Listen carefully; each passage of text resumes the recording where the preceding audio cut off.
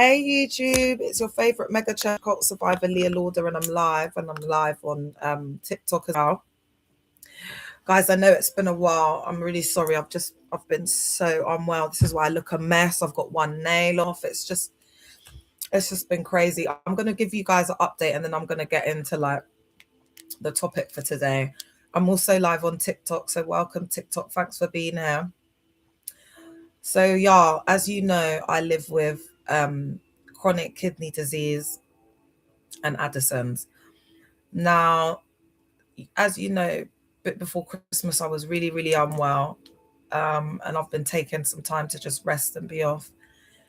But what's happened now is it's like I'm losing sensation to my legs. I've got really bad chronic fatigue.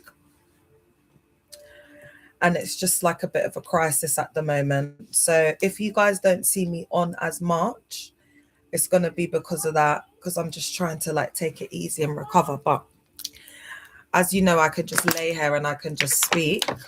So welcome everybody. I've been talking about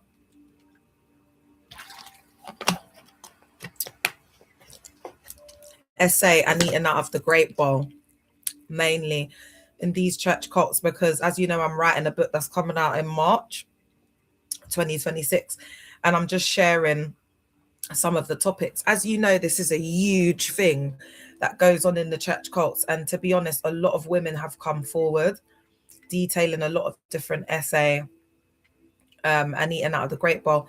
Now I'm going to do like a little summary of what I went through this morning, because I was supposed to come back on, guys, but I've been so unwell.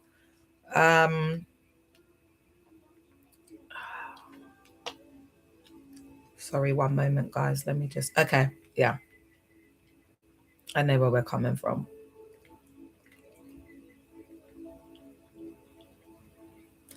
You know what, guys? I think I'm just going to start off with what I'm talking about tonight, because I'm so tired. I can't even remember what we went through. So let's look at male psychology in restrictive religious settings, because I've noticed a pattern and a theme here where it's like the men really want the baddies.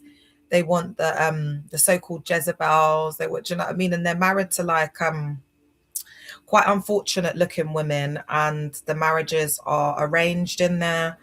The men marry kind of to prove their spirituality or how much of a strong Christian that they actually are. So what we get is a lot of cheating, a lot of abuse of power, a lot of essay, a lot of eating out of the great bowl. And so I wanted to dig a little bit deeper and find out like why this happens. All right. So we should ground this in known psychological theories. And the first one is sexual desire and repression. So as you would have seen, I've put a post up where my cult was doing like a service for erectile dysfunction.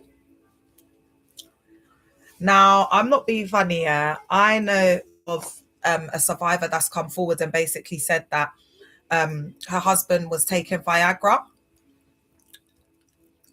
Yeah, Bev, this is real life, chair. And they were like 24. So, you know, the men in there, they're just always doing the work. They're absolutely exhausted. They've got no time to blow out their wives' back. They got time to blow out a woman's back. That's not their wife, but their wife, they ain't got time, chair. And because the women are indoctrinated to be like, the ministry comes first, they basically teach in these cults, yeah, that your marriage is your first ministry. So what happens is something that's supposed to be like about love and, you know, like you're marrying like your true love and whatever, they just turn it into like everything is owned by the cult. So there's been so much. That's why the divorce rate is so high in these churches. Like most of them are just high control groups disguised as churches. I really hope Miss El Rose comes on. So sexual desire and repression, let's get into it, chair. Sexual desire is a biological and psychological drive shaped by hormones, attachment, and learned scripts. So two key concepts are especially relevant here. And the reason why I really want to like unpack this is because they're always going on about Jezebels. It's always the woman's fault, this, that, and the third. So I just want to dig a bit deeper into, some of the male problems that go on in these church cults. So we've got external repression, psychological rebound, suppressing external expression does not eliminate desire. So remember, they're like, they're saying that, like it's a sin to fornicate, and then they say that basically you should marry, to flee from youthful lust. And in my cult, they used to say you're burning, like if you wanted to like fornicate or you wanted to like do the deed, but you couldn't. The pastor will be preaching from and he'll be like, oh, I know that there are many brothers that are burning. It's just a weird, I can't really explain the depth of the strangeness of these places. You kind of have to be in them and then come out and then be looking at it from the outside, mad. So it often, because it's like, guys, you've got to remember, it's like the forbidden fruit. It's like what they can't have, like the worldly woman, this woman. So you got to remember, these guys cannot get like baddies and stuff like that. There's very few men in these settings that can get them type of gal them, because even when they look all right, these settings make them a bit strange. Do you know what I'm saying? Kiko in the settings make them a bit strange, a bit like, like pantsy vibes. Do you know what I mean? The men are absolutely emasculated in these settings. They're stripped of any masculinity they got. And then they get them to marry these unfortunate looking women who are like, like handlers. It's mad, yeah. Because in my cult, the women are really strong. Like the women run things. Come in. Don't speak. I'm on the live. Is it important? Yeah, you can. Share. The women are running things in there, boy, paying all the bills. They run most of the guys' lives. Like they boss them about. But to be honest, a lot of these settings attract a lot of men who like have had enmeshment type of attachments with their mother. And then, so when they come into those environments where they can be like babied and then, there's no accountability and they can do what they want. It's just, it's a very, very toxic cycle. So I'd be careful when you're marrying the man them in there. All right. So this is similar to the rebound effect in cognitive psychology. When you suppress a thought, it becomes more salient. So in a context where teachings stigmatize sleeping together outside of marriage, so fornication, men are not being taught how to integrate healthy sexuality. They're taught to suppress it. So they're suppressing it. And what happens is the energy doesn't disappear. It gets projected, displaced, and often acted out in unhealthy ways. So this is why you hear of crazy stuff going on in these settings. Miss Al Rose, are you here? This is why you hear about crazy stuff going on in there. And then also there's a lot of projection through the preaching. That's a huge one. Like I was sitting there and thinking about it the other day and I was like, oh my gosh, this is why the preaching is very pred in nature. And they talk a lot about schmegs, and you're just sitting there thinking, is this like a Sunday service, or is it, do you know what I mean? It just gets crazy. Let's look at the Madonna Hall complex. So this is a well-documented psychoanalytical concept. And this is where some men split into pure, virtuous, Madonna, safe, untouchable, non-actual, and then the whore, actually available, desired, but devalued. So it's like this whole ideology of them putting them women, into these groups or whatever in their mind. But really, that's what they want. So in controlled religious settings, modesty is taught as virtue. Actual desire is framed as sinful. So it gets suppressed. Hey, hands. So the Madonna archetype becomes an idolized, non-actual category. And this is why women are in, there's the infantilization of women where the dads like, and it's so crazy because a lot of these uncles are just preds, that's all. And the reason why they're so like, there's no emotion, they're like that with their daughters, is because they just know how they are. They know how they are. Hey, Ange. It's very rare to find like a good dad chair. All right. Psychologically, desire is then displaced onto those who are not constrained by the same script. Men may pursue eggshell partners outside their marriage, not because the wife is bad, but because the wife is unconsciously coded as non-eggshell. So it's the holy versus eggshell, and this is very dangerous. All right, my darling, I'll call you. I've been really unwell, Hans. That's why. But I'll give you a call, my lovely. So again, guys, it's this whole theory where it's like they've got the wife that they see as like the Madonna, and then that's why they go outside of the marriages, because it's this. And again, I want to say with this theory, this is why the women are desired in these settings, because the men actually don't have control of their own lusts and their own whatever. And remember, I said to you, there's no real conversion going on. They're just going there on Sunday, sitting down, they get up, say the sinner's prayer. There's no real transformation. So what happens is there's just this toxic cycle going round and round. If Miss L Rose doesn't come on in 10 minutes, guys, I'm going to go because I feel so unwell. Okay. So clinically, this can lead to resentment towards the spouse. She's not desirable. And that's what happens as well. Like, and you know, we're going into this era of like, you know, like, it's kind of like embarrassing now, like if you got a man, or you know, like if you're in a marriage and you're not getting treated right, it's just a bit like, oof, do you know what I mean? Like, so I think that there's an awakening, like women are waking up to the fact that, you know, like, does this really benefit me? You know, they're thinking a lot more clearly now.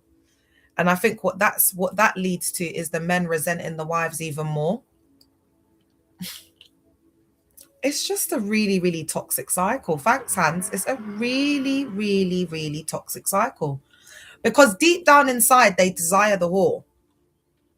Do you understand what I'm saying? But they've got the Madonna as, you know, like it's like what you should do, what is right, what is the right way to do things. And you get indoctrinated that you need to marry like this Madonna. There's a lot of things around virgins as well in these church cults. They like the young virgins flock to the anointed and all of this. So there's a lot of like misogynistic, like patriarchal tones that are just so toxic in these environments. They really are. Because look at, for example, you got Nia Cerise that was doing up that she was a V, yeah, but she said she did everything but have schmegs. Oh, hey, Spice, you all right, my love? But it's like, so what was you doing? Oh God, look at this. This is so ghetto. So it's like, what were you doing then? Do you know what I mean? Were you just doing up like a lot of other things? So how does that make you better than someone else who's not a virgin, but they've never given head before? Do you know what I mean? And that's why Christ says things like sin is sin, but they become so proud and like really hypocritical, because that part, like for me, when I look back based off how long I was there for, I think the pride element of it is what really makes you feel like you've arrived. But they've got to sell it to you, and they've got to make you feel like, you know, you've been transformed, you're changed. And so again, the pride is like, they literally wear the pride. Do you understand what I'm saying? So in church cults, there may be attire like Charis, where they dress in suits. And you've got to understand, guys, most of these people that attend these settings, yeah, they don't really have much going on. A lot of them are just in the matrix doing 9-to-5 jobs, because that's the way that the cult want you to be. Like, I was speaking to a survivor the other day, and guys, I don't even know how I'm on here, you know, I feel so sick. I was speaking to a survivor the other day, and we were talking about like different people in the cult that had like given up their passions and their dreams, and then just got like 9-to-5s, because that's what they indoctrinate you to do. Because, you know, like if you're like an entrepreneur, or you want to pursue singing or acting or dancing or whatever, you're not going to have like the funds. Do you know what I mean? It may take longer. Do you get what I'm saying? To like start earning money, and you got to be on your grind. And they don't want that. They want you to be able to like pay your tithe. They want you to live a life that mirrors the systems and structures of the cult. So if you're in an industry that's a bit free, or that's gonna maybe open your eyes to more like agency, or you might be around people that may influence you, because they're really big on influence in there.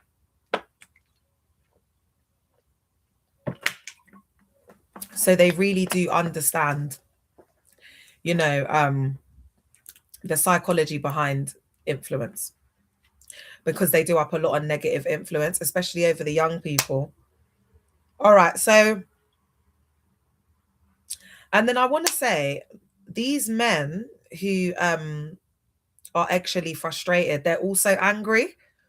So this is why the church guys, they're always angry or unsure of themselves, and they often project their own insecurities, unmet desires, and their own shame.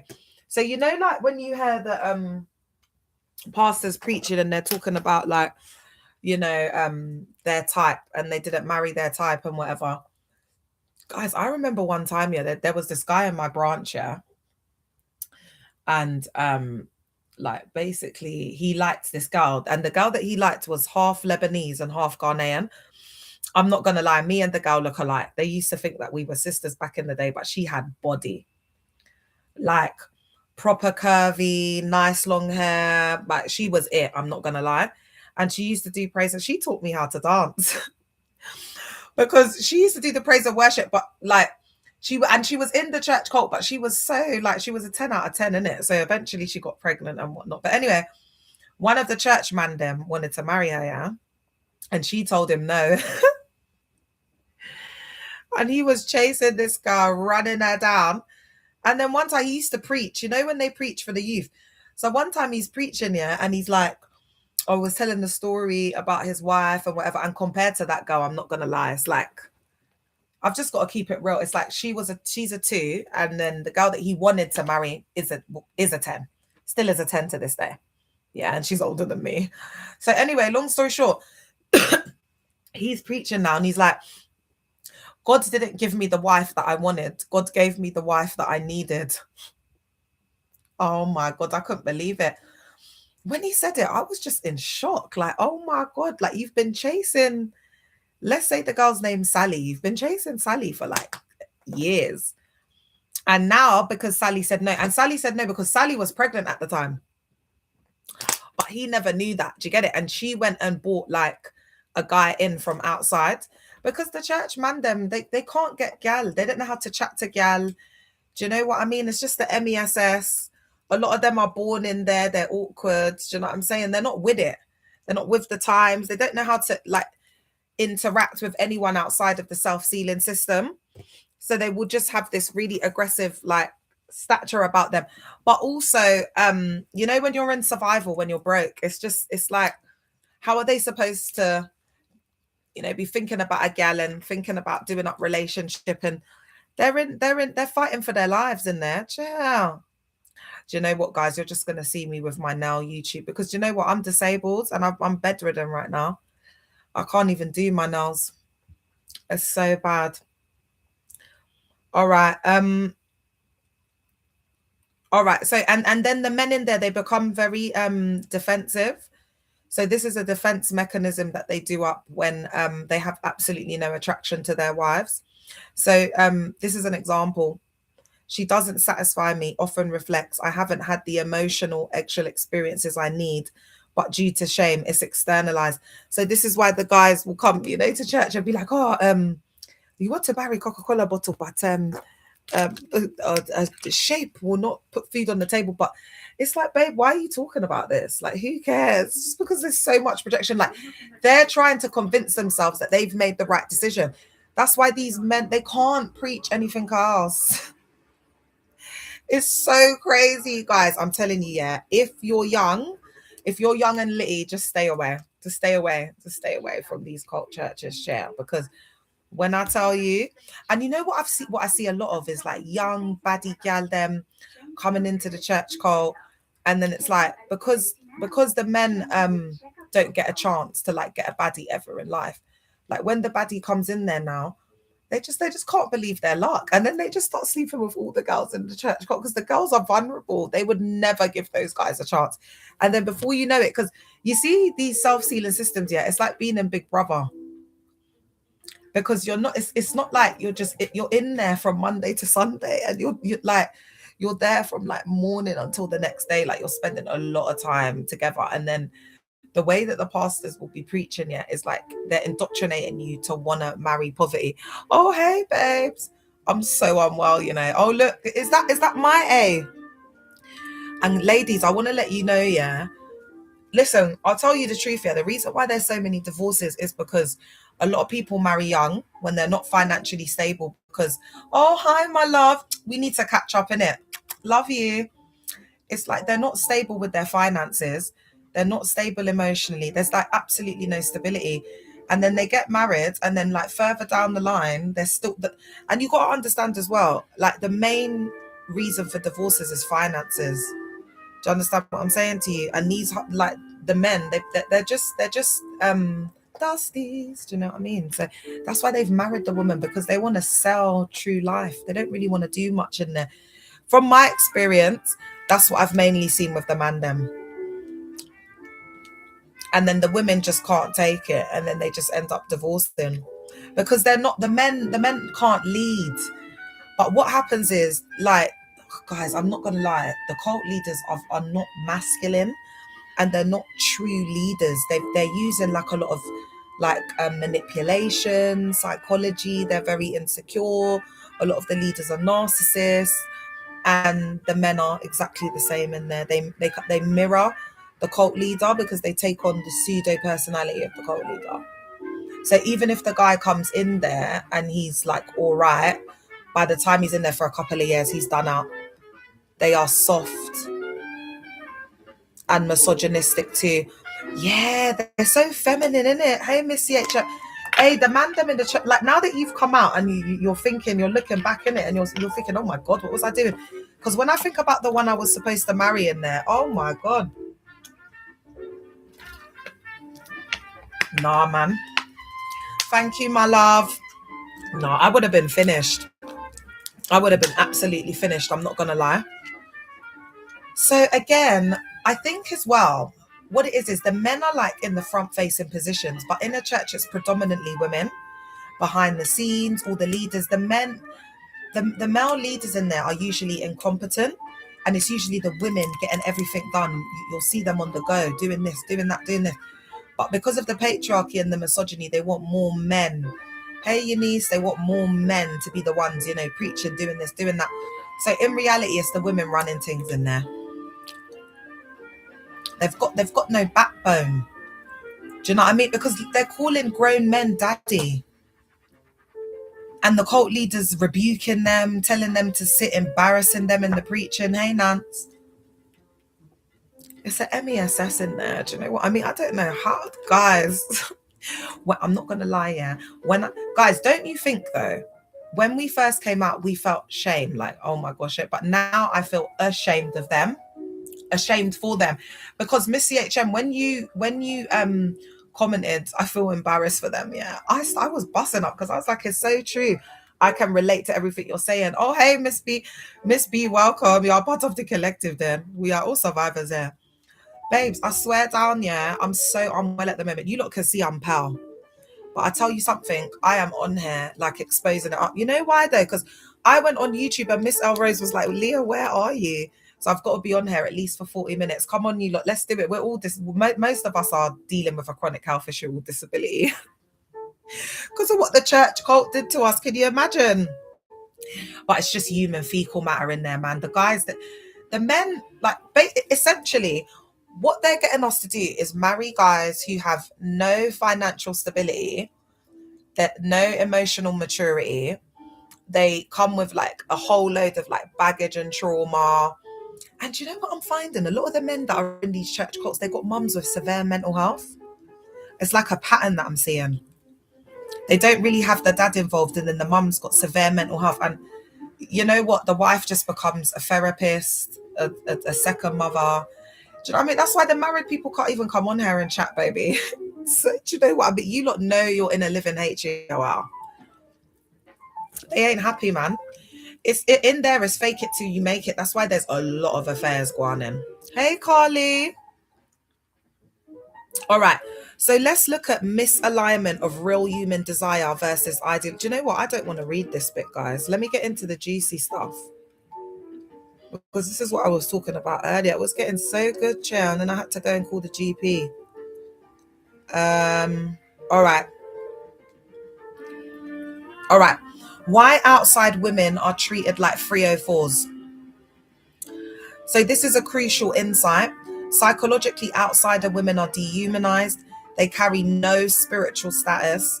They are used to discharge shame. So as well, and this is interesting, because when pastors are like paying for a service for a 304, because there are pastors that are doing this right now currently, you know, them ones. And you know what I find so strange? The way like they stand there and they preach, and they're, you know, like the scriptures, when it, you know, all the scriptures why I cry. How can you be ABUSEing and take an advantage of women, the very women and the very group that Jesus Christ came to save? Guys, do you know what? Yeah, I don't think that there's any more EVIL than what these guys are doing up. Honestly, I don't. So this is called eggshell objectification as effect regulation. The woman becomes a container for desire, a stress release mechanism, a disassociated object. So that's why a lot of the wives who are like now divorced, or women that are trying to get out of the marriages, have said that the schmegshal experience felt like a 304. So there was no emotion, there was no kissing, there was no like lead up to that. It just, could you imagine that? No love. And then when they go to their mistress, they'll be giving all the love. Crazy, isn't it? So this is not about the intimacy. It's about using another human to manage internal conflict. And that's also why they like it. Hey, my love. Hey, Rissa. Because it's like they see women as like, they objectify women. And so then it's like they're just disposable. Why preaching becomes misogynistic and obsessed with Jezebels. This is projection clinically. And let's look at what this projection mechanism looks like in real time. The pastors are overwhelmed by desire, therefore women are dangerous. A lot of them can't control themselves. A lot of them are schmegs addicts. And this is the danger, because then they're put into these environments. They have absolutely no self-control, and the women are so vulnerable. And these environments attract a lot of people with mental health, a lot of vulnerable women. Hey, Christ first. So let's look at the neuroscience. Suppressed desire activates limbic system. Prefrontal control weakens under chronic repression. Shame increases obsession. Love you. Shame increases obsession. Fixation becomes demonization. Guys, do you see that?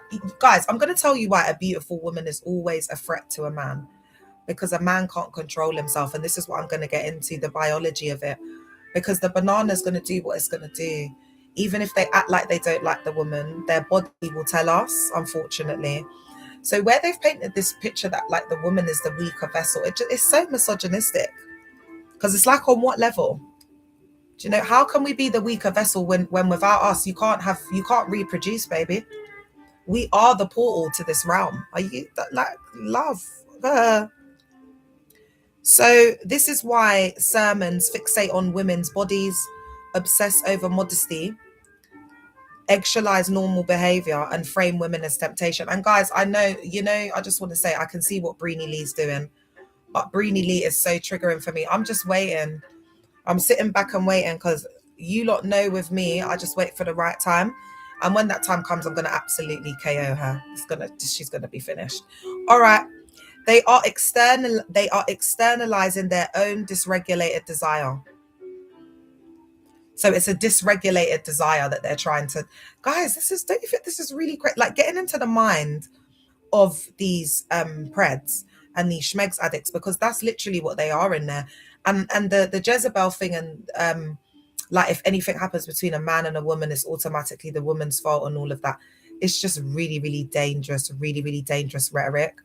And it just makes these spaces a breeding ground for preds to just abuse young women, and it's just a breeding ground for SA and eating out of the great bar. There's no safeguarding, no DBS checks, there's nothing. So it's like women are so unsafe. So let's look at Schmeg's addiction versus compulsion. So what we're going to talk about is compulsive sexual behavior disorder. So we're going to look at the features.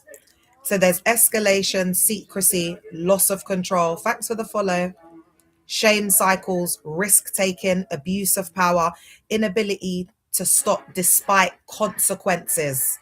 So you've got high ranking pastors, yeah, who, because they're addicted to the risk taking, they're already abusing their power by being in that position and sleeping with 304s.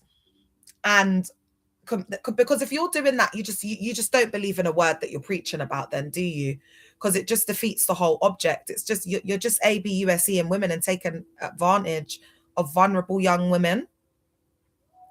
But crucially, cult structures enable it by removing accountability, rewarding charisma, protecting leaders. Bev, can you tell them, please? Blaming victims and spiritualizing abuse. So when you see this stuff happening, it's a straight up cult.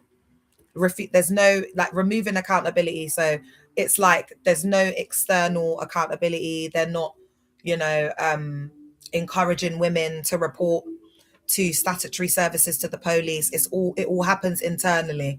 Yeah, that's another huge sign of a church cult. So the system feeds the pathology. So let's look at the mother wound and social learning. This matters because I've seen a pattern of men in these church cult spaces with a lot of mother wounds and a lot of enmeshment issues, where it's like mum and dad are married, but it's like dad's never around, having a lot of affairs on mum. And so the mums have like replaced the son, the child, as like the husband. And so like they're kind of there to supply those emotional needs. And it's really warped. But there's a lot of men in these spaces, and they just have so much trauma. And then they just suck the life out of the women, man. Absolute energy drainers. Do you know what I mean? And that's why when you look at the women's pictures, like when they met the men, and then when you look at them how they look now, like, that's what I'm saying, like, the body keeps the score. You can talk the talk and fake it till you make it, but you can't fake how you look, unfortunately. All right. Like when Hayley Melinda was trying to come up with her indirects, I was thinking, but babe, you're supposed to make 6 figures. I have chronic health issues. I'm disabled. Do you know what I mean? And I'm older than you by like almost 10 years. But so why do I look better than you? Because if you and I both go to Mayfair and if it's a thing where they're going to let you in based off how you look, you're not going to get in, but I'm going to get in. But you're the one that earns 6 figures. And again, this is why there's HATE and a lot of internalized misogyny by a lot of these pick-me's are insecure and don't LOVE themselves. I don't care how much money you got, because I don't need the money. And this is why they HATE, because Hayley Melinda will work her whole life, blood, sweat and tears, to be sitting on the same table as me. I'm just there because I'm beautiful. I'm there because I'm dating the CEO. So do you see where the jealousy comes in? Because there's certain doors and certain seats and certain tables that I will be sitting at just because I'm beautiful. And other women, they just hate on that. And the pastors' wives, those who stay, end up becoming sugar mums. Ooh. You know what? It's so true. You know, I had a ex-pastor of my cult, yeah, and he said that there was a pastor's wife sending him messages. He's got the messages. I'm just hoping that he'll go into demon time one day. Do you know what I mean? And just be like, Leah, run the receipts, because you know, people, even when they leave, they got good hearts. Do you get it? Yeah, guys. The reason I look such a mess is because I'm actually bedbound right now. My legs are so weak, I can't even carry my top body. But it's all part of it's my symptoms, guys. It's adrenal fatigue. It's crazy. And this is all because I have one adrenal, because they were just ABUSing me in there. I was just in fight or flight all the time, in survival mode. Being in survival mode, yeah, can unalive you. Yeah. So They have no care for human life. Do you know what I mean? They have no care. Hey, Els, hey, Featherstone. They have no care for human life. And do you know what? They dehumanize us. And that's why anyone that's been in a cult, what you should have come to the realization of is that we were just all another number. Hey, my love, just another number, just a target. And to be honest, it took me being in the cult about, I don't know, 17, going on 18 years to see like how they do all the data and the system behind the scenes to say, oh, okay, now I can see that they've practically put this into a system with documentation. They just see us as a number. They don't care. It's all about money and numbers. It's all about numbers. It's a numbers game in there. All they care about is money. Guys, I swear down, you lot know my heart's for people. You know, I was thinking the other day, I've got no funding for this. I haven't gone and applied. Shaw, as soon as I get better, you're one of the first people, babe. I am like, I don't even want to take off my glasses. Spirit of mammon. Yeah, you can't serve mammon and God, innit? It's true. You're absolutely right, babe. I've been saying it for ages. Evening, my love. Do you know what? Yeah, the EVI out is absolutely crazy. That's why, for me personally, I just can't, and it's not even out of offense or whatever. I've just deconstructed so much that I can just see it for what it is now. Do you know what I mean? And guys, I'm just going to let you know, yeah, these are very dark times and these are not safe spaces. I'm not just out here like plucking things from thin air. And 2026, guys, this is like the reckoning. Like all will be, well, not all, because will we be able to unpack all of the ABUSE in this lifetime? Probably not. Most likely not. All right, let me have a sip of water, guys.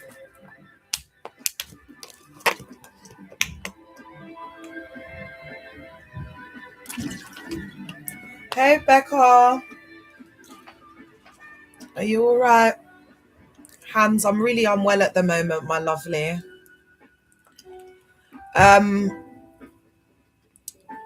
All right, so let's get into the mother wound and social learning. So many of these men were raised with hyper-religious mothers, submissive maternal models. Yeah, what about Kent? Don't block them, let them speak. What about Kent, my love? Emotionally absent or authoritarian fathers, internalized misogyny normalized, love conditional on obedience. So basically they're like their mum.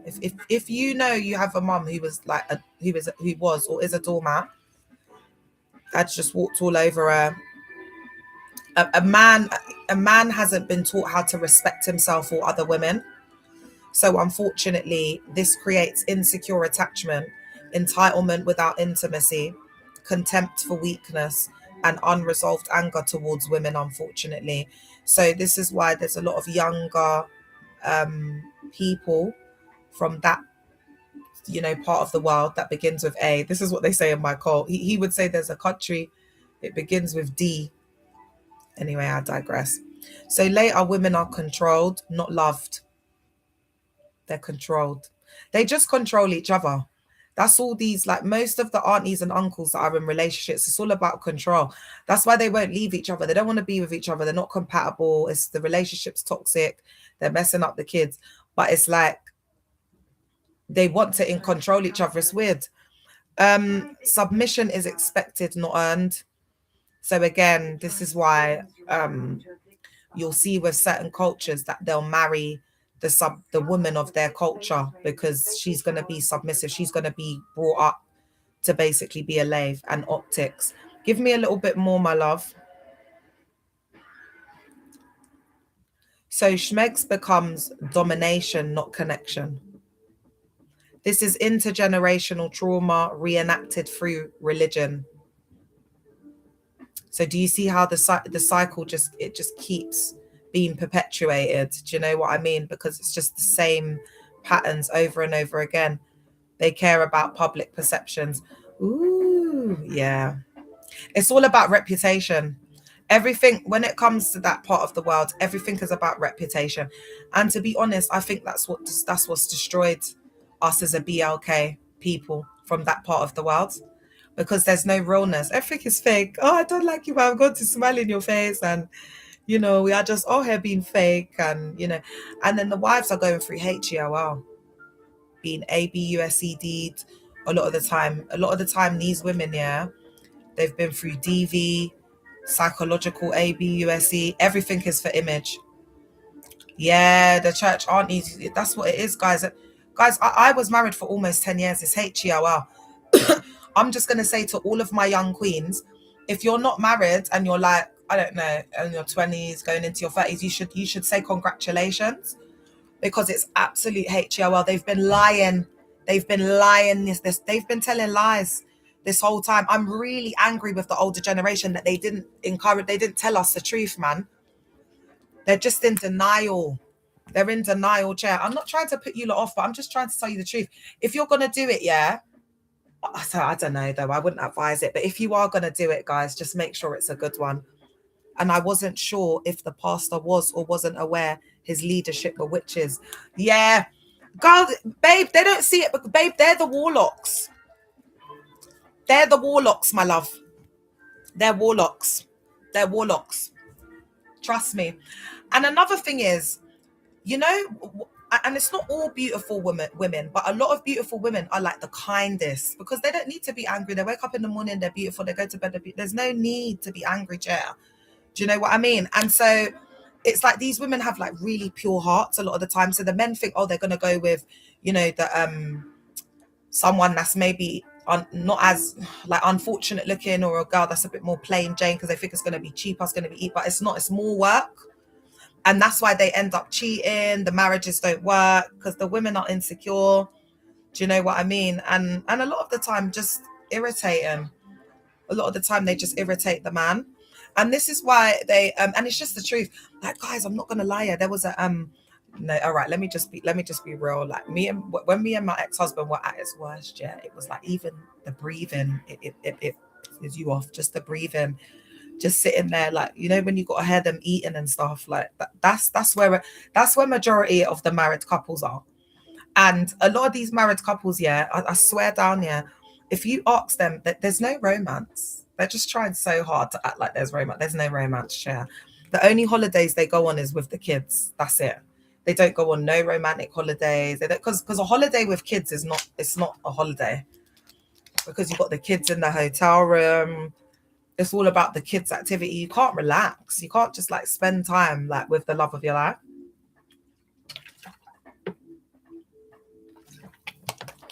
So that's what I was saying to that girl that's saying most of them are warlocks. Yes. There's been an infiltration of warlocks in the church. Also, they siphon the energy of the women outside of the church, because they can't siphon. There's no energy to siphon from the women inside the church, because they're just washed up. So they need that container. Do you know what I mean? To hold. So they go to like that's why they'll go to the 304s. That's why they'll go to the women in the world. Is what I'm saying, guys. Is it making sense? I'm glad I came on here, because I've just been bedrotting, and honestly, as I've sat on here and I've started talking, I've got a bit more energy. So I'm really happy. Thanks for being here, guys. I appreciate you guys so. Honestly, I love this collective. I love you guys so much. You guys are so special. You're so special and you're so lovely, and I'm so glad to be a part of this collective. Honestly, I really am. It's the best thing that's ever happened to me. You guys are the best things that's ever happened to me. Honestly. All right. So why they target women inside the church? This is not coincidence. Church women are trained to submit, are spiritually primed to obey, fear consequences, blame themselves, are conditioned to accept authority. So this is why there's a survivor, I hopefully will be speaking out this year. That's like, this is her specialism. And she showed me, that has been teaching me a lot about like the infantilization of like, because I'm trying not to say the country too much, but that part of the world, the daughters. And then when we go into this as well, what we're seeing is that a lot of men, this is what she was showing me, a lot of men don't even believe in the religion. They don't even believe in God. They're just coming there because they know, hey, Emma B, they know they're going to get a woman that's going to be submissive. So when they cheat, the woman's going to be in the house crying and praying, crying out to God. Thank you, babe. The woman's going to be in the house crying out to God. Hey, my queen. That's what she's going to be doing now. They don't want a beautiful woman that when they start doing their stuff, they're going to, that woman's admired. So she's going to keep him on his toes. That's why they like having them women as the mistress that they could take out to the club. They could take out with their friends to the functions, the red carpet, whatever. And then after that, he doesn't have to deal with her. Do you know what I mean? Because then he has to go back home and he has to deal with the wife. So that's why, like, the mistress is like, it's like a release for them. It's like it's an escapism. It's a container because they've got to go through HEOL. And a lot of these women, like a lot of the women and the men and the women, they actually turn each other MAD. And the delusion is them staying in the marriage. Yeah. And a lot of the time why they stay in the marriage is because of culture. But in this case, it's religion. It's religion because, guys, I'm not going to lie to you. I fell out of love with my ex-husband a very long time ago. Was not attracted to him anymore. Just didn't even want him around me.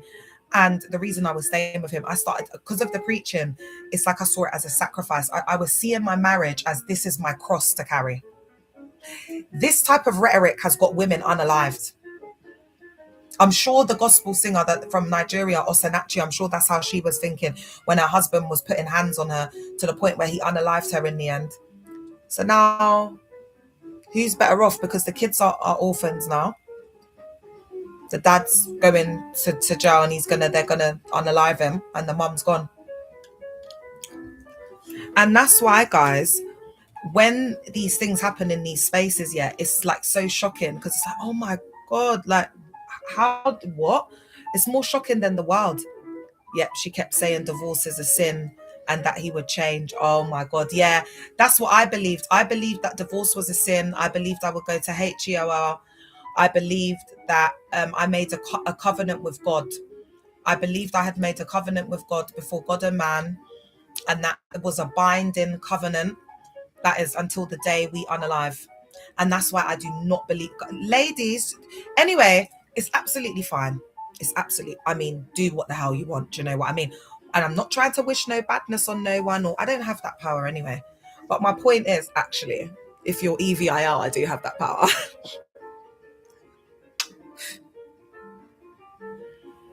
Sorry, I digress. The thing is, if God didn't actually join that covenant, then it's not a covenant under God. Ooh, oh my God, why didn't I meet you like 4 years? Bloody hell, you could have saved me going mad. Do you know what happened, babe? Because I was so indoctrinated, because I was in there for 18 years, in my psyche, I literally believed that I could not divorce him because I was deep in it. I was deep. I was so deep. Like, I was a spiritual daughter of the house. I was abiding to all the rules. I weren't drinking. I weren't listening to wadi. I was proper devout, like a nun. They used to call me sister in there. Do you know what I mean? Like, Sister Leah. That's what they used to say, like, back in the day. But now they call the bishop Sister Leah. See, I'm disassociating. Oh my God. Yeah, so I had to come to the conclusion that God would not want me to be in a relationship where there's psychological, you know what, this is going on. That I had to be like, God would not want this for me as his child. And I had to read in between the lines. Hey, elites, I had to read in between the lines. And I felt like I was disobeying God. I felt like I was breaking apart my family. I actually had to deconstruct from having a very like an auntie mindset, because that's what that church cult does. It gives you an auntie mindset. That's why you can see that when the girl comes, she's a baddie. Hey, queen. She's got her unique style. Then before you know it, she's walking around like she's 50 years old. Thanks, Sherry Pie. Hey, my love. Do you know what I mean? Just washed up. That's why you lot have seen my pictures. What was I doing up? What was I doing up? Oh my God. I'm trying to be doing up, looking like the pastor's wife.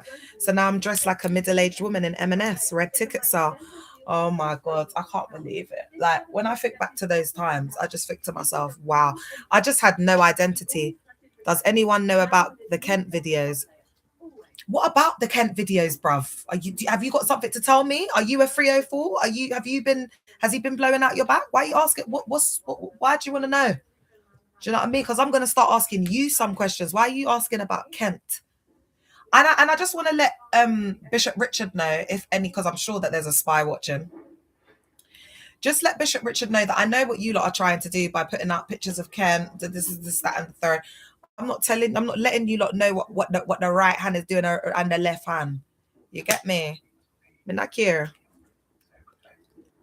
I want to know what the interest, what the invested interest is in Mr. Kent.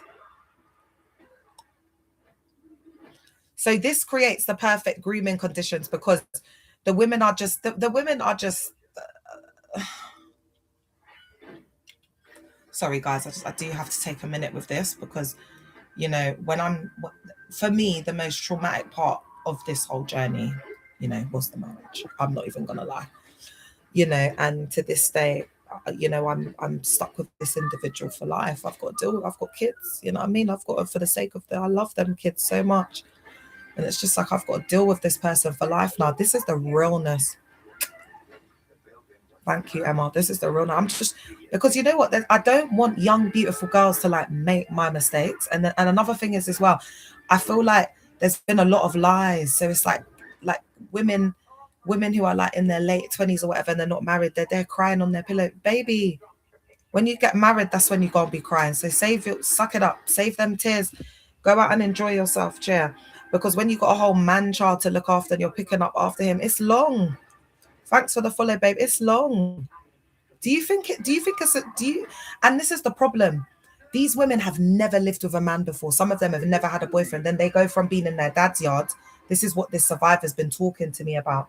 I've been learning a lot from her. They go from being at home, being mollycoddled up until like 25, 26, 27. And then they're like married and into the big wide world, and they just cannot manage it. And this is why they like it. No autonomy. Yeah, this is why the men like it. Because in a very perverse, sick, warped way, it's almost like, are you a PDF? Because do you want a girl who's got a brain? And again, this is where we go back to that infantilization. And I'm really hoping that, towards, like, as we come into this this new year, I'm really, really hoping that there's going to be a survivor that's going to really be able to give her specialism areas on this. The church like to put pressure on women to get married. Sure, this is the thing, and they're just, babe, the only thing that they're bonding themselves to is poverty.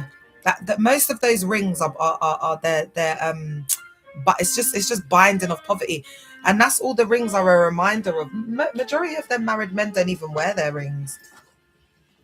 Majority of them married men, they're not even wearing the rings. How many uncles do you know that wear their wedding rings? These uncles are living their lives free as a bird. Not even a bird. These uncles are eagles soaring above the clouds. That's how free they is. All right. And then the women will come to you. Oh, that is why we are only made for the men. Why? Because you're a doormat? Because you accept ABUSE? Because you've been conditioned? Like your mother was conditioned, and your mother's mother was conditioned, and your mother's mother's mother was conditioned. That's why I love to see survivors like break the chain and just be their true authentic self, whatever that looks like for them. I love it. I really, really love it. And if you're here and you're someone like that, like a cycle breaker in your generation, like, be kind to yourself, babes. Do you know what I mean? Like, be kind to yourself. You're literally healing the trauma of so many different generations that have come before us, and that takes us being kind to self. So this creates the perfect agreement conditions, and the ABUSE mirrors the cult structure itself within the marriage. Oh, thanks, feminist. Appreciate you, my love. Because remember that the structure itself is obedience, secrecy, guilt, silence, and spiritual threats. This is why the men get away with cheating so easily. Do you know what I mean? I'm at a conference. I'm on visitation. Do you know what I mean? Like, it's so. Do you know, guys? These church mandem, yeah, they'll be blowing out the back of a girl that they're going on visitation with. Yeah, like, this is, and it's like, it's bad enough that a man cheats, but when it's like they're taking advantage of like vulnerable girls, like, they're in their positions of power, it just makes me feel sick to my stomach. Yes, they work all the time. Prophet Lovey. Oh yeah. Because there was a girl that was speaking out about Prophet Lovey, but it's like, I'm not being rude, but I don't want to listen to a sermon. because that's triggering for me. Do you know what I mean? Because I was ABUSE through the canon. So I just think these gal them, when they're sleeping with the pastor or he's taken advantage of them, exploited them, whatever, yeah, they need to separate the religion from the ABUSE. Do you know what I mean? Because it's like we just need to look at the ABUSE. Do you get it? So I find if the women are still very much religious, I find it very hard to cover the story and actually talk about it, because I did it before and it affected my mental health so much that I was like, I just can't do it, because it's almost like they're using the hyper religion to cover their shame and stuff, and that triggers me. Do you know what I mean? Because no matter what scriptures you're saying sitting here, you still see your perpetrator as yours carrying that shame of your ABUSER, and it's really disempowering for me as a woman. Do you know what I mean? And I'm an empath, so I just can't expose myself to that low vibration or low frequency energy. But I do absolutely empathize with the Lovey victims. But it's just that one that's been talking out vocally. I'm like, girl, you need to do some shadow work, man. I don't know what she's going on about. And the worst one is like when they've eaten out of the great bowl, and these women are sitting here and talking about if they repent and forgive and this and that. And I'm thinking, no, baby, you need to go to the station and make a statement, because this is why these preds are getting to just do it to various different women. Do you understand what I'm saying? Because you're there wishing on a prayer when we need enforcement. We need them to be locked up. We need this to be on their file. That's why that's why I'm encouraging you. If you think something's dodgy is going on in your cult as to do with the finances, contact company's house chair. That's why the Preds have got away with it, because it's this forgiveness rhetoric. Nothing like the disciples were like, no, they weren't, my love, because the disciples, and do you know what it was as well, babe? We can't even compare them. Do you know what they are? They're the false prophets that Christ spoke about in the Bible. Many false prophets will rise up in my name, but he'll say that he doesn't know them. This is these people, they're in Revelation, and Christ spoke about them a lot. Because I ain't got energy to be arguing with people on here today. You're just going to get BLOCKED. Me not care. Me not blood clock here. People think I've got time. You think I've got time to be sitting here doing that with you when I'm feeling ill? I'm feeling unwell. I can't move my legs. Oh, gwe. Because no one's got time for that. I ain't got the energy, baby girl. Thank you, Ines. No one's got time, yeah. They're false prophets, but they're warlocks. I need everybody to understand that they're warlocks, and they like to siphon the energy of like chosen ones, like women who are pure-hearted. It's pure-hearted women. And it's like, because the warlocks, it's like they sense it. It's like they've got this, I don't know how to, but I'm clocking a lot of things. I'm starting to unpack a lot when it comes to like occultism. Yeah. But you've got to go into the occult to understand it. You've got to go into the occult to really understand it. And I've done a little bit, but I've done enough. I've done enough to see and know what they're doing. Do you know what I mean? I had to go into the darkness in order for me to expose it. And the thing is, when people go into that darkness, sometimes they don't always find the light at the end of the tunnel. They know when someone has a light. Yeah. Apparently some of them wear rings. Yes, the ring is definitely a thing. Because, and guys, when I first came out, I was just laying the foundations for the cult psycho ed. Now that we've got ourselves grounded and we understand what to do, we can go more into these the metaphysics, the occult. Do you know what I mean? Because it is really important, and I do believe in it. I'm a spiritual woman. That's why I said I'm not coming on here doing no professional stuff. Thank you, Ines. I'm not coming on here. I'm a survivor like everybody else. Do you get what I'm saying? I'm living my life. And also the spiritual element of it, the spiritual element of things is very real. But guys, you can't become like engulfed with it, because that's what gives them the doorway to be able to get into your psyche. So that's why for me, I just deconstructed the devil and all of that out of my psyche, because if I hadn't done that, I would have gone off like for the rest of my life, because this was like the last thing that could have like literally broken me. And that's why I'm saying God is coming. God is here with a vengeance, riding on the clouds, shining like they're getting their time is coming. I'm telling you, I will not be happy until I feel like, you know, I haven't done enough. I haven't done anything yet. I don't see myself as having done anything yet. The only thing that I've noticed with the movement is that there's more, that we have got international visibility, definitely. But I want to say as well, I just see the survivors all as my friends. I don't really see it as like, oh, I'm supporting, survivors or whatever. I don't really see it like that. But it's when the survivors start reminding me, and I'm like, oh my God, you're gonna expose this whole institution. Ella, I'm gonna call you. You have the ability to take down this whole organization just based off your account. Guys, I'm so excited. Just quickly to tell you guys, you see 2026 survivors, get ready. We've got so much exciting things coming up. And I know it's hard at the moment, guys. We're all going through it. We are. It's a tough season.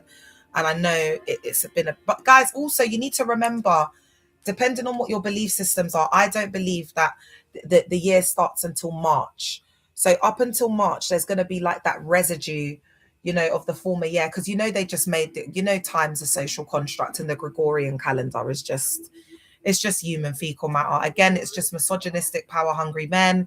That August was named after Augustus, and there's another one.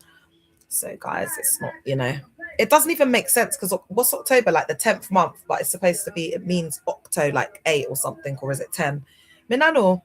No, it's the 10th month. Yeah, I mean, so it's all, it doesn't make any sense. We're so out of sync. We're not in harmony with the earth and the universe. We're not, one. And that's the issue. And remember, I told you guys that my step granddad, was a physicist, particle physicist, and he was a reverend minister, and so all of his work, Professor Russell Stannard, if you want to check out his work, was all about, bringing like science and religion together, like Christianity, and he'd done some really amazing work. So science and religion, they don't have to be enemies, but the reason why they're enemies is because it's like these church cults, they're cults, they're not churches. Do you know what I mean? So it's like the science will expose them. The science exposes it. The science exposes the lies. Yeah, babe. Vermonte, lovely.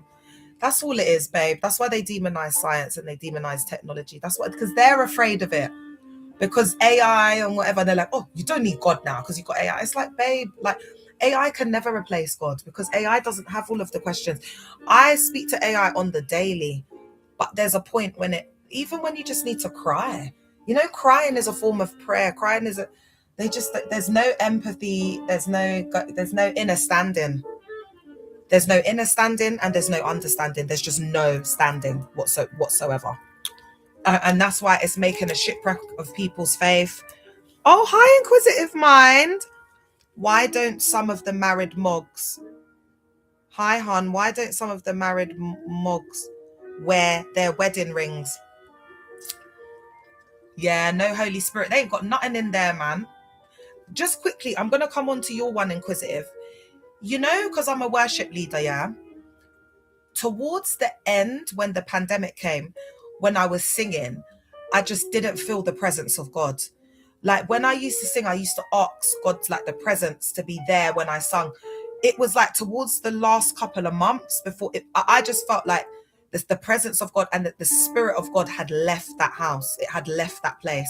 And this is what kind of started making me wake up. So you really got to know God. In these settings, to clock what's going on, you really got to know God, chair. You really got to know God. I'm not going to lie, because that indoctrination is heavy duty. Okay, so the reason why they don't wear their wedding rings, babe, it's exactly what it is. They don't want to be married. Okay? They don't like their wives. They don't want to be in the marriage or the relationship. It's as simple as that.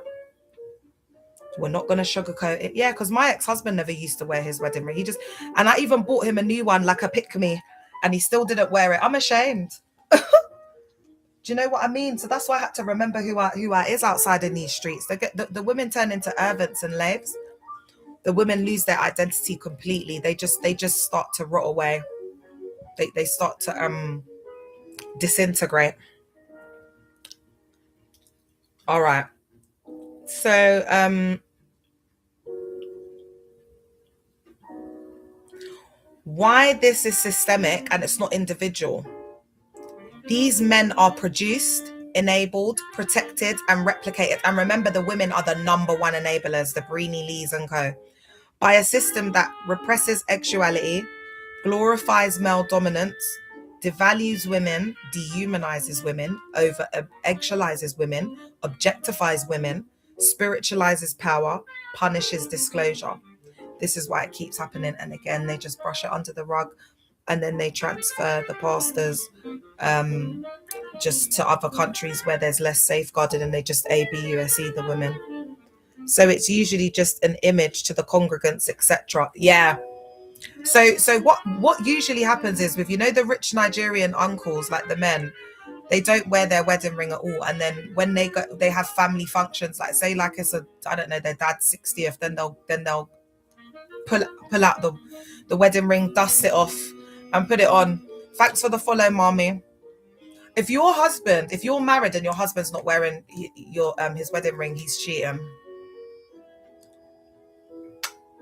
You're welcome. I don't know though, like, you know, because like these married men know as well that there's going to be women against it that aren't going to want them, because there's some real psychos out there, you know, they'll see it as a challenge, you know, if the woman doesn't want them because they're married and stuff. Guys, they've got a lot of issues that, like, if I were you, and this is why I say to girls, don't get involved with married men unless it's paying your bills and you can separate your emotions and not get involved. If you can do it and separate your emotions and start paying your bills, you know me, you got to do what you got to do, chat outside in these streets. You know me, I don't judge. But at the same token, I just wouldn't recommend it, chat. All right. And this is why it keeps happening, guys.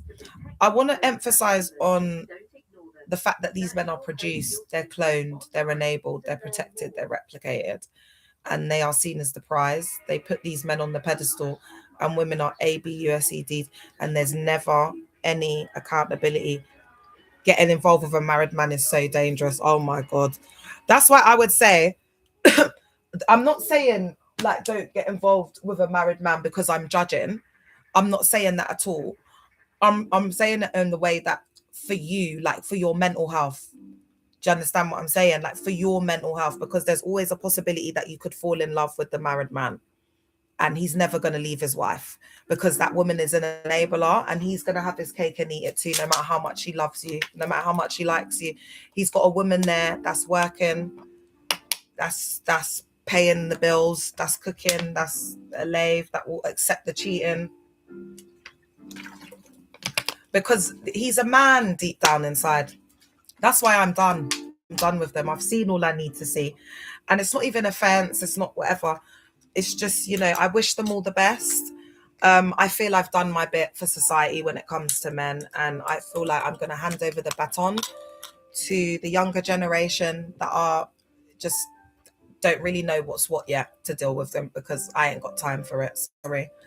So let me just get into this bit. This isn't about temptation, it's about power, entitlement, and men who were never taught how to integrate desire without domination. When sexuality is repressed and power is unchecked, it doesn't create holiness, it creates preds.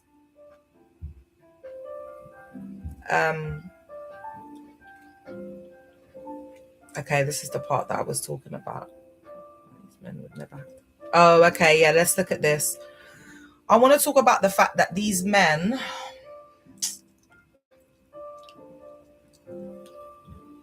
because I really want to keep the live.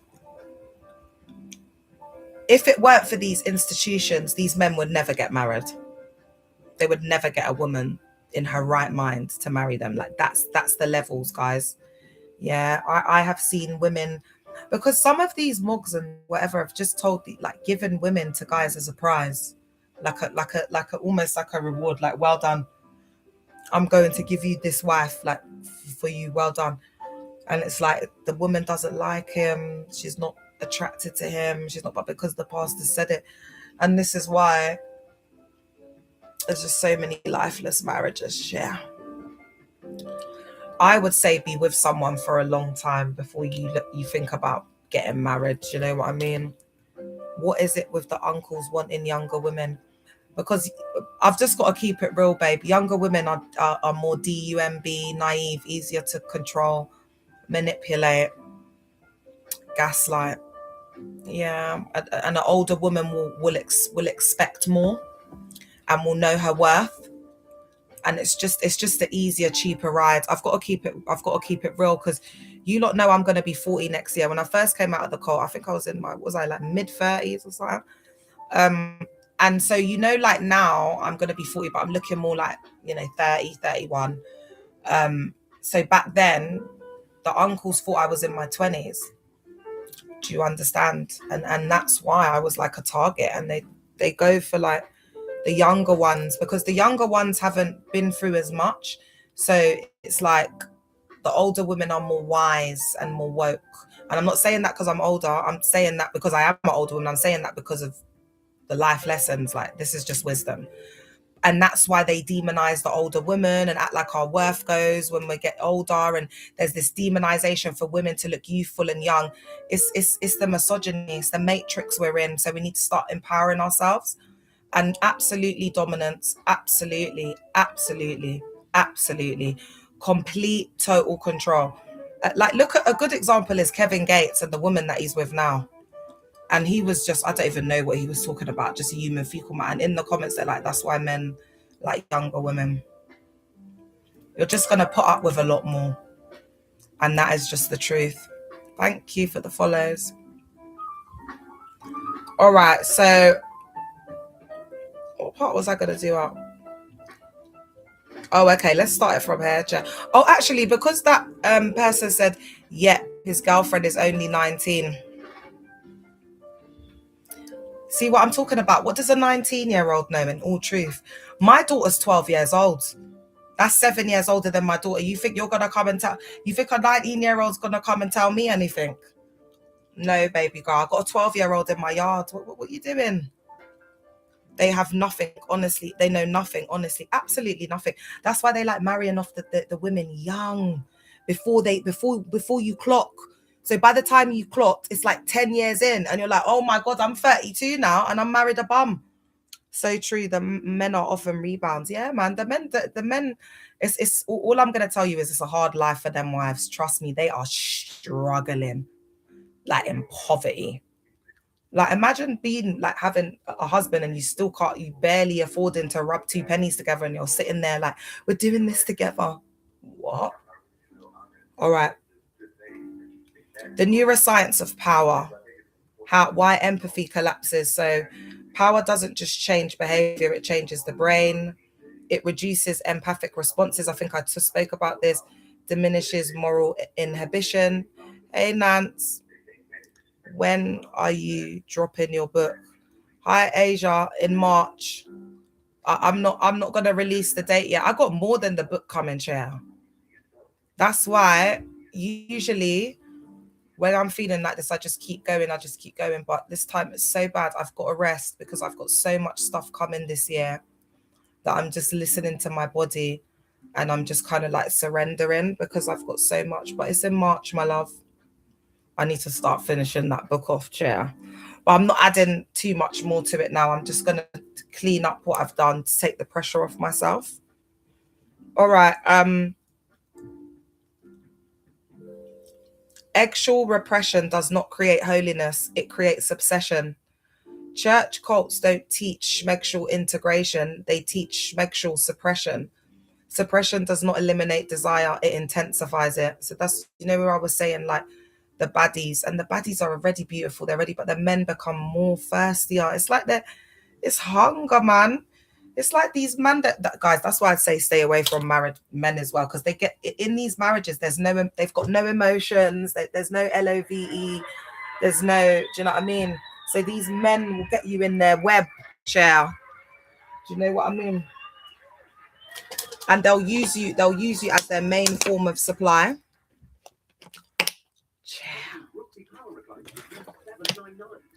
That's why these men like doing it in these congregations. You know, they've got constant access to vulnerable women.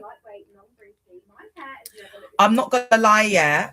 A schmegs addict, the best place for a schmegs addict to be is a leadership position in a church. All right.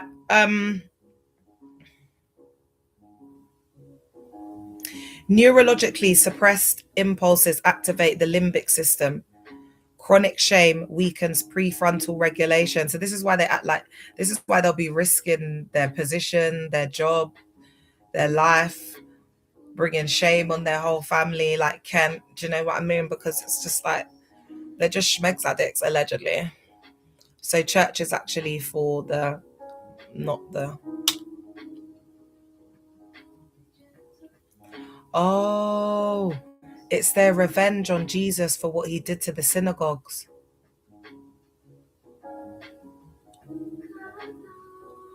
Oh, I get it. I'm just a bit like,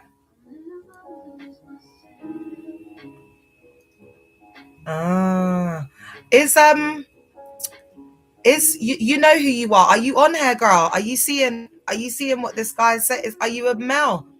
All right, okay, that's just taking me back a bit, but that does make sense. That would make sense, Shell. Oh, you're a woman. Okay. That would make sense, yeah. Yeah, we're getting deep tonight, innit? So chronic desire becomes intrusive, intrusion becomes fixation. I follow you on Instagram. Oh, okay. Welcome, my love. I couldn't go on Instagram because it would be too much energy, you know, because I'm on YouTube as well. But this is getting me, do you know what, guys? This is getting my mind off my pain. But it's just so hard to like drag myself on, you know, it's like getting myself on. But I'm here. I'm still going, guys. I'm still going. When healthy outlets are forbidden, desire leaks out through fantasy, obsession, voyeurism, objectification, and boundary violations. And that's why, you know, outside of the church cult, they'll be like with 304s, they'll be with worldly women, they'll want the baddie, because it's like the fantasy. And also a lot of these guys, some of these guys were nerds, you know, like back in the day, and then they come in the church cult, and now it's like because of the preaching of Dag, now all the baddies are like all over him, like wanting to marry him because he's doing up leader. You know what I mean, guys? And they've never had that type of attention before. So just start sleeping with all the girls.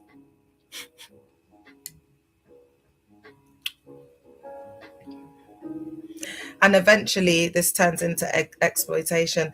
This is not a failure of morality. It is a failure of psychological integration, because they're just playing with our psyche, you know? But in cults, it mutates into something more dangerous. Sacred, profane splitting.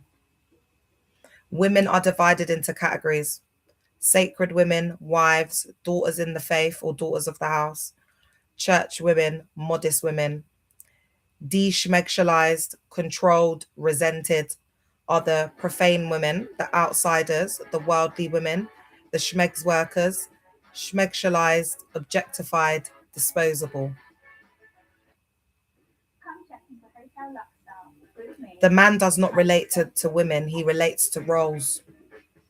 And that makes sense because there's a lot of hierarchy, isn't there? And positions, and it's very like, it's all about roles and titles.